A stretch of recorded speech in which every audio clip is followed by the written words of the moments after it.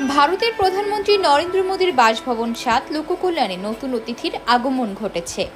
নতুন অতিথি হচ্ছে দীপজ্যোতি। আসলে এটি একটি বাছুর। নরেন্দ্র মোদীর বাড়ির গরু নতুন একটি বাছুরের জন্ম দিয়েছে।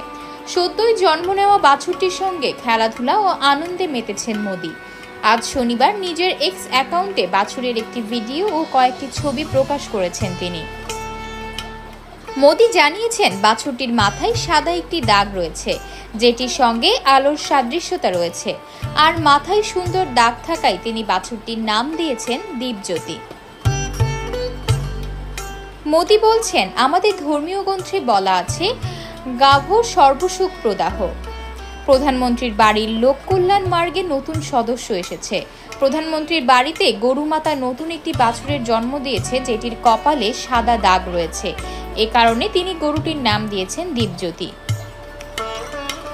এক্সে আরেকটি পোস্টে মোদী লিখেছেন, লোককল্যাণ মার্গের নতুন সদস্য দীপজ্যোতি সত্যিই আদুরে।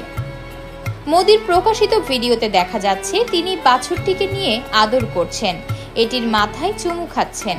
বাছুরটিকে নিয়ে একটি মন্দিরের সামনে বসে পূজাও করছেন তিনি। ছবিতেও গরুর বাছুরকে চুমু খেতে দেখা গেছে তাকে। আতকিয়া মাইমুনা, বার্তা 24।